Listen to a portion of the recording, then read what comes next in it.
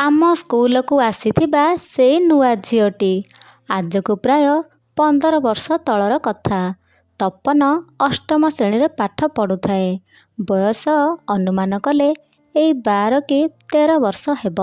ଶ୍ରେଣୀରେ 100ରୁ ଅଧିକ ପୁଅ ଝିଅ ପାଠ ପଢ଼ନ୍ତି। ସମସ୍ତଙ୍କ ଭିତରେ ତପନ ହିଁ ପ୍ରଥମ ହେଉଥାଏ। ସେଥିପାଇଁ ସମସ୍ତେ ତପନକୁ ଭାରି ଭଲ ପାଆନ୍ତି। ଦିନେ ତାଙ୍କ ସ୍କୁଲକୁ ନୂଆ ବିଜ୍ଞାନ ଶିକ୍ଷକ ଆସି ଯୋଗ ଦେଲେ। ସେ ଖାଲି ବିଜ୍ଞାନ ପଢ଼ାନ୍ତିନି, ଗଣିତ ବି ପଢ଼ାନ୍ତି। ତାଙ୍କୁ ସମସ୍ତେ ସ୍ୱାଇଁ ସାର୍ ବୋଲି ଡାକନ୍ତି। ତାଙ୍କର ଗଭୀର ଜ୍ଞାନ ଉଚ୍ଚକୋଟୀର ଓ ବେଶ୍ ପ୍ରଶଂସନୀୟ। ସେ ସାଥିରେ ତାଙ୍କ ଝିଅକୁ ବି ଆଣିଥିଲେ, ଯାହାକୁ ସେ ଅଷ୍ଟମରେ ନାମ ଲେଖାଇଲେ ଶୁଭଶ୍ରୀ ସ୍ୱାଇଁ ଓରଫ ଶୁଭ ନାମରେ। ନାଁ ଯେମିତି ଶୁଭ, ରୂପଗୁଣ ବ୍ୟବହାର ତାଠୁ ବି ଶୁଭ। ଶୁଭ ଆଗରୁ ଯେଉଁଠି ପଢ଼ୁଥିଲା ସେଠି ଭଲ ନମ୍ବର ରଖେ, ଶ୍ରେଣୀରେ ପ୍ରଥମ ହୁଏ। କିନ୍ତୁ ଏଠି ସବୁ ଅଲଗା। ନୂଆ ସ୍କୁଲ, ନୂଆ କଥା।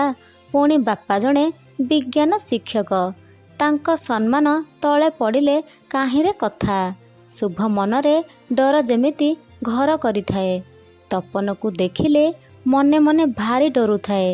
ସେ ସମସ୍ତଙ୍କ ସାଥିରେ କଥା ତ ହୁଏ, ହେଲେ ତପନକୁ ଦେଖିଲେ ପୁରା ଚୁପଚାପ ହୋଇଯାଏ। ଡର କାହିଁକି ନ ହେବ? ତପନ ଯେଉଁ ଶ୍ରେଣୀରେ ପ୍ରଥମ ହୁଏ, ମନ ତ ବିଚଳିତ ହେବ ହିଁ ନା। କମ୍ ନମ୍ବର ରଖିବାର ଭୟ ଯେମିତି ଶୁଭକୁ ଅଣନିଶ୍ୱାସୀ କରି ପକାଏ। ଶ୍ରେଣୀରେ ଯେଉଁ ବି ଶିକ୍ଷକ କୌଣସି ପ୍ରଶ୍ନର ଉତ୍ତର ମାଗନ୍ତି, ଶୁଭଠାରୁ ଅଧିକ ତପନ ଚଟାପଟ ଉତ୍ତର ଦେଇଦିଏ। ତେଣୁ ଶୁଭ ରାଗ ମିଶା ଆଖିରେ ତପନକୁ ବାରମ୍ବାର କଣେଇ କଣେଇ ଅନାଉଥାଏ। ହେଲେ କାହାରିକୁ କିଛି କହିପାରୁ ନଥାଏ। ଶୁଭକୁ ଦେଖିଲେ ଲାଗୁଥାଏ ଯେମିତିକି ତାର ସ୍ୱପ୍ନ ବିଲାସୀ ମନ ହଜିଯିବାକୁ ଚାହୁଁଥିଲା। ତପନକୁ ଏତେ ସବୁ ଛନ୍ଦକପଟ ଭିତରେ ପଶିବାକୁ ସମୟ ନଥିଲା। ତା ପାଇଁ ପାଠପଢ଼ା ଅଛି ତ ସବୁ କିଛି ଅଛି। ଏମିତି ସମୟରେ ପ୍ରଖର ସ୍ରୋତରେ ସବୁ କିଛି ହଜୁଥାଏ। ଆଉ ହଜୁଥାଏ ଯୁବା ବୟସ। ମାଟ୍ରିକ ପରୀକ୍ଷା ପାଖେଇ ଆସୁଥାଏ। ସମସ୍ତଙ୍କ ମନ ତତ୍ପର। ପରୀକ୍ଷା କେମିତି ହେବ? ଘରଠୁ 20 କିମି ଦୂରରେ ପରୀକ୍ଷା ସେଣ୍ଟର। ତେଣୁ ଦୂରରେ ରହି ଏକ୍ଜାମ ଦେବାକୁ ହେବ। ଶୁଭକୁ ଡର ଲାଗୁଥାଏ। ତପନର ରୋଲ ନମ୍ବର ତାର ରୋଲ ନମ୍ବର ପାଖାପାଖି ଥାଏ। ପରୀକ୍ଷା ଆରମ୍ଭ ହୁଏ। ପ୍ରଥମ ଦିନ ସେମିତି ଚୁପଚାପ, କେହି କାହାରି ସାଥିରେ କଥାବାର୍ତ୍ତା ନାହିଁ। ସେକେଣ୍ଡ ଦିନ ଇଂଲିଶ ପରୀକ୍ଷା। 2-3ଟା ନମ୍ବର ଶୁଭକୁ ଆସୁନଥାଏ। କ'ଣ କରିବ ଏମିତି ଭାବିବା ଭିତରେ ଡରି ଡରି ତପନ ସହ କଥା ହୁଏ। ଆଉ ସେ ପ୍ରଶ୍ନର ଉତ୍ତର ପଚାରି ବୁଝେ। ଏମିତି ସବୁଦିନ ଦୁଇ ଜଣଙ୍କ ଭିତରେ ଭାବର ଆଦାନ ପ୍ରଦାନ ହୁଏ। ଧୀରେ ଧୀରେ ଶୁଭକୁ ପ୍ରେମ ହେଇଯାଏ। ହେଲେ ସେ ତପନକୁ କିଛି କହିପାରୁ ନଥାଏ। ଏମିତି ଭିତରେ ପରୀକ୍ଷା ବି ଶେଷ ହୋଇଯାଏ। ଧୀରେ ଧୀରେ ଡହ ଡହ ଖରା ବଢ଼ୁଥାଏ ସମସ୍ତେ ସମସ୍ତଙ୍କ ଘରେ। ଖାଲି ପରୀକ୍ଷା ଫଳକୁ ଯାହା ଅପେକ୍ଷା। କେବେ ବାହାରିବ ପରୀକ୍ଷାର ଫଳ? ଜୁନ୍ 10 ତାରିଖରେ ପରୀକ୍ଷା ଫଳ ବାହାରିଲା। ଶୁଭ ପ୍ରଥମ ସ୍ଥାନ ଅଧିକାର କରିଥାଏ, ଆଉ ତପନ ଦ୍ୱିତୀୟ ସ୍ଥାନ। ଶୁଭ ତାର ବାପାର ସମ୍ମାନ ବଜାଇ ରଖେ। ହେଲେ ଶୁଭର ମନ କିନ୍ତୁ ମାନୁ ନଥାଏ। ତପନ ସେକେଣ୍ଡ କ୍ଲାସ ହେବା କଥା ଶୁଣି। ସେ ଯାହା ବି ହେଉ, ତପନ ନିଜ ମନକୁ ବୁଝାଇ ଦିଏ। ସେ ଜାଣିଥିଲା ଯେ ହାରୁ ହାରୁ ଜିତିବାର ମଜା ଖୁବ୍ ନିଆରା। ଏମିତି ଭିତରେ +2 ସାଇନ୍ସ ଉପେନ୍ଦ୍ରନାଥ ମହାବିଦ୍ୟାଳୟ ସ୍ୱରରେ ତପନ ଓ ଶୁଭ ନାମ ଲେଖାନ୍ତି। ଦୁହିଁଙ୍କ ଭିତରେ କମ୍ପିଟିସନ ମାଇଣ୍ଡ। ଜଣେ ଅନ୍ୟ ଜଣକୁ ନ ଦେଖିଲେ ଘଡ଼ିଏ ରହିପାରନ୍ତିନି। ମୁଁ ଏସବୁ କେମିତି ଜାଣିଲି? ମନରେ ନିହାତି ପ୍ରଶ୍ନ ଉଠୁଥିବ। ମୁଁ ବି ସେମାନଙ୍କ ସହ ସେହି କଲେଜରେ ନାମ ଲେଖେଇଥିଲି। ଆମେ ସବୁ ଏକାଠି ପାଖାପାଖି ବସୁଥିଲୁ। ସବୁ କିଛି ନିଜ ନିଜ ଭିତରେ ସେୟାର କରୁଥିଲୁ। ସେଇଠି ହିଁ ମୁଁ ତପନ ଓ ଶୁଭକୁ ଦେଖି ଫିଲ୍ କରିଥିଲି ଯେ ପ୍ରକୃତ ପ୍ରେମର ମାନେ କ'ଣ। ସେମାନେ ପରସ୍ପର ଏକାଠି ବସନ୍ତି, ଏକାଠି ପାଠ ପଢ଼ନ୍ତି। କିଛି ସମୟ ମିଳିଲେ ଫାଙ୍କା ଥିବା କ୍ଲାସରେ ଘଣ୍ଟା ଘଣ୍ଟା ଗପନ୍ତି। ଶୁଭ ଓ ତପନ ଯାହା ବି କଥା ହୁଅନ୍ତି ମୁଁ ସବୁ ଶୁଣୁଥାଏ। ମୋତେ କିନ୍ତୁ ସେମାନଙ୍କୁ ଦେଖି ଲାଜ ଲାଗୁଥାଏ ଭାରି। ସେମାନେ ଦୁଇଜଣ ଖାଲି ହସୁଥାନ୍ତି। ହସି ହସି କହୁଥାନ୍ତି, କଲେଜ ପଢ଼ିଲୁଣୁ ଏଯାଏ ପ୍ରେମ କରିନୁ। ମୁଁ ସେମାନଙ୍କ କଥାରେ ଟିକେ ବି ଧ୍ୟାନ ଦିଏ ନାହିଁ। ପଢ଼ିବାକୁ ଆସିଛି, ପଢ଼ିବି। ଏ ପ୍ରେମ ବ୍ୟାପାର ମୋ ପାଇଁ ଥିଲା କାଠିକର ପାଠ। ତେଣୁ ମୁଁ ସବୁକିଛି ଭୁଲିଯାଏ। ସେମାନେ କିନ୍ତୁ ଆହୁରି ଆଗକୁ ବଢ଼ୁଥାନ୍ତି। ସେମାନଙ୍କର ମନ ସହ ମନର ମିଳନ ହୁଏ ଖାଲି ବାସ୍ନା ଆଉ ବାସ୍ନା, ସତେ ଯେମିତି ସୁନ୍ଦର ବନ। ଆଉ ସେମାନେ ପରୀ ରାଇଜର ରାଜାରାଣୀ। କଲେଜରେ ସମସ୍ତେ ତପନ ଶୁଭ କଥା ପ୍ରାୟତଃ ଜାଣନ୍ତି। କଥା ଯାଇ ଧୀରେ ଧୀରେ ଶୁଭର ବାପାଙ୍କ ନିକଟରେ ପହଞ୍ଚେ। ଦୁହେଁ ସେତେବେଳକୁ +2 ସାରି ଫକୀରମୋହନ ୟୁନିଭର୍ସିଟିରେ +3ରେ ପଢ଼ୁଥାନ୍ତି। ଦୁହିଁଙ୍କର ଅଲଗା ଅଲଗା ଅନର୍ସ ଥାଏ। ଶୁଭର କେମିଷ୍ଟ୍ରି ଆଉ ତପନର ଫିଜିକ୍ସ। ଯାହା ବି ହେଲେ କିଛି ଟାଇମ୍ ମିଳିଯାଏ ସେମାନଙ୍କୁ ମିଳାମିଶା କରିବାକୁ। ଏମିତି କେତେ ଗପସପ। ଦିନ ସରିଯାଏ, ରାତି ମଧ୍ୟ ପାହିଯାଏ। ସମସ୍ତେ କହନ୍ତି ଲଭ୍ କଲେ କୁଆଡ଼େ କ୍ୟାରିୟର ନଷ୍ଟ ହୋଇଯାଏ। ସେମାନେ ଦୁହେଁ ପାଠରେ ସବୁବେଳେ ଥାଆନ୍ତି 1 ନମ୍ବର। ମୁଁ ସେତେବେଳକୁ ଅଟଳ ବିହାରୀ କଲେଜ ବାସୁଦେବପୁରରେ ଫିଜିକ୍ସ ଅନର୍ସ ନେଇ ପଢ଼ୁଥାଏ। ସେମାନଙ୍କ ପାଖକୁ ମଝିରେ ମଝିରେ ଯାଏ। ମୋତେ ସେମାନେ କେତେ କ'ଣ ଗିଫ୍ଟ ଦିଅନ୍ତି। ଆଇସ୍କ୍ରିମ୍, ଚକୋଲେଟ୍ ଦିଅନ୍ତି। ସିନେମା ଦେଖନ୍ତି ଓ ପାର୍କ ମଧ୍ୟ ନିଅନ୍ତି। ଆହୁରି କେତେ କ'ଣ, ଯାହାକୁ ଗଣିଲେ ଅସରନ୍ତି ହିସାବର ଫର୍ଦ୍ଦ ପାଲଟିଯିବ। ମୁଁ ଯାହା ଜାଣିଥାଏ, ଶୁଭର ବାପା ଭାରି ରାଗି। ସହଜରେ ପ୍ରେମକୁ ନେଇ ମାନିବା ଲୋକ ନୁହେଁ। ଆଉ ଶୁଭର ମାଆ ଶୁଭକୁ ସବୁ କ୍ଷେତ୍ରରେ ସାହାଯ୍ୟ କରନ୍ତି। ଏଥିପାଇଁ କହିଲି କି ଶୁଭର ମାଆ ଦୁହିଁଙ୍କ ପ୍ରେମକୁ କେବେଠୁ ସ୍ୱୀକାର କରିନେଇଥିଲେ।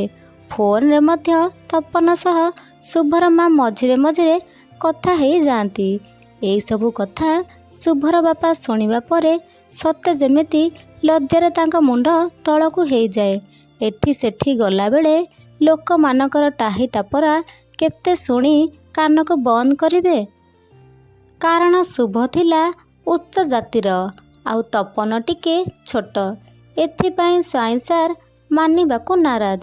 ତେଣୁ ସେ ମନସ୍ଥ କଲେ ଶୁଭକୁ ସେଠୁ ନେଇ ଅନ୍ୟତ୍ର ନାମ ଲେଖେଇବେ। ତାହା ହିଁ କଲେ। ଶୁଭକୁ ନର୍ସିଂରେ ବାରିପଦାରେ ନାମ ଲେଖେଇଲେ। ଦୁହେଁ ପାଖାପାଖି ଅଲଗା ହେଇଗଲେ ସତ, କିନ୍ତୁ ସେମାନଙ୍କ ଭିତରେ ଥିବା ଭଲ ପାଇବା ଆହୁରି ନୂଆ ରୂପ ନେଲା। ଏମିତି କହିବାର ତାତ୍ପର୍ଯ୍ୟ, ଜଣେ ଅନ୍ୟ ଜଣଙ୍କଠୁ ଦୂରରେ ରହିଲେ ଭଲ ପାଇବା ବଢ଼ିଥାଏ। ତପନର +3 ସରିଗଲା ପରେ ବେଦାନ୍ତ ଆଲୁମିନିୟମ କମ୍ପାନୀ ଝାରସୁଗୁଡ଼ାରେ ଲ୍ୟାବ ଆସିଷ୍ଟାଣ୍ଟ ରୂପେ କାର୍ଯ୍ୟରେ ଜଏନ୍ କରେ। ଶୁଭର ଖୁସିର ସୀମା ରୁହେ ନାହିଁ। ନିଜ ପ୍ରେମିକର ପ୍ରଥମ ଚାକିରି। ପାଦ ଯେମିତି ତାର ତଳେ ଲାଗୁନଥାଏ। ମୁଁ ତପନର ପାଖେ ପାଖେ ଥାଏ। ଆମେ ଗୋଟିଏ ରୁମ୍ରେ ରହୁଥିଲୁ। କାହିଁକି ନା ମୁଁ ବି ସେଇ ବେଦାନ୍ତ କମ୍ପାନୀର ତପନ ସହ ଜଏନ୍ କରିଥିଲି। ଶୁଭ ଫୋନ୍ କଲେ ମୁଁ ବି ବେଳେବେଳେ ଉଠାଏ। ତେଣୁ ଶୁଭ ସହ ମୁଁ ବି ଟିକେ ଦୁଃଖ ସୁଖ ହୋଇଯାଏ। ଶୁଭର ନର୍ସିଂ ସରିଲା ପରେ ଆସି ଘରେ ଥାଏ। ଆମେ ଛୁଟିରେ ଯାଇଥାଉ ତପନ ମୋର। ଶୁଭ ସହ ତପନ ଲୁଚି ଲୁଚି ଦେଖା କରିବା, ଓ କି ମଜା! ସତେ ଯେମିତି ଓଦା ମାଟିର ବାସ୍ନା। ଛୁଟି ସରିଯାଏ, ଆମେ ପୁଣି ନିଜ କର୍ମପଥକୁ ଫେରିଆସୁ। କିନ୍ତୁ ଫୋନରେ ଯୋଗାଯୋଗ ହେଉଥାଏ। ଝାରସୁଗୁଡ଼ାରେ ତପନ ପୁଣି ଫୁଡ୍ ସପ୍ଲାଇ ଇନ୍ସପେକ୍ଟର ସର୍ଭିସ ପାଇଁ ସିଲେକ୍ଟ ହୁଏ। ତପନ ଝାରସୁଗୁଡ଼ା ଛାଡ଼ି ସୋନପୁରରେ ଆସି ଜଏନ୍ କରେ। ଫୁଡ୍ ସପ୍ଲାଇ ଇନ୍ସପେକ୍ଟର ସବୁଠୁ ବଡ଼ ପଦବୀ। କାଳେ ଶୁଭର ବାପାଙ୍କ ମନ ଟିକେ ତରଳିଯିବ। ନା ବୁଢ଼ା ଆଗକାଳିକା ଲୋକ ନଛୋଡ଼େ ବନ୍ଧା। ଜାତିକୁ କହିବା ଛାଡ଼ିବେ ନାହିଁ। ହଁ, ତପନକୁ ଛାଡ଼ିବା ଲୋକ ଯେ। ଶୁଭ ତପନ ଜୀବନ ପାଇଁ ଲକି ଥିଲା। ସବୁବେଳେ ତପନ କହୁଥିଲା, ମୁଁ ଯଦି ଶୁଭକୁ ଛାଡ଼ିଦେବି ସେ ବଞ୍ଚିପାରିବନି ମୋ ବିନା। ତପନ ପାଇଁ କେତେ ବଡ଼ ବଡ଼ ଘରୁ ପ୍ରସ୍ତାବ ଆସେ। କିଏ କହେ ଗାଡ଼ି ଦେବ, କିଏ କହେ ଘୋଡ଼ା ଦେବ। ଯାହା ସବୁ ଆସୁଥିଲା କଳ୍ପନାର ବାହାରେ। ତପନ ସେ ସବୁ ପ୍ରସ୍ତାବକୁ ଗୋଡ଼ରେ ଆଡ଼େଇ ଦେଉଥିଲା। ଏପଟେ ଶୁଭର ବି ଅନେକ ପ୍ରସ୍ତାବ ବାପା ଦେଖୁଥାନ୍ତି। ହେଲେ ଶୁଭର ଏକା ଜିଦ୍, ସେ କେବଳ ତପନକୁ ହିଁ ବିବାହ କରିବ।